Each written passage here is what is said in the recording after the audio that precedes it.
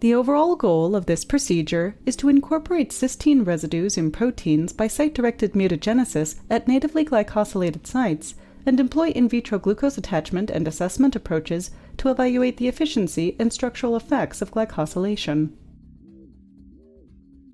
This method can help answer key questions in the structural biology field, such as what are the structural consequences of protein glycosylation, and how do these modifications affect the underlying mechanisms of function.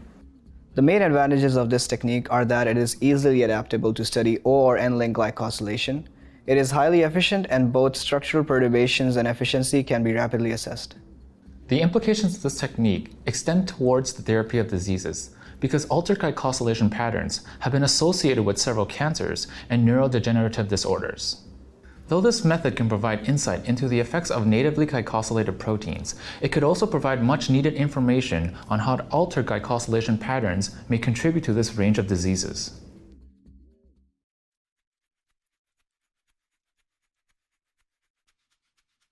To introduce a single cysteine mutation in the expression vector, prepare 2 individual PCR reaction tubes. In the first tube, add the forward mutagenic primer, and in the second tube, add the reverse mutagenic primer.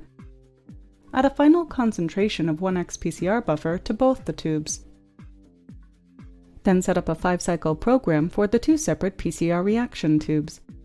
Add an extension time of 7.5 minutes at 72 degrees Celsius at the end of the 5th cycle.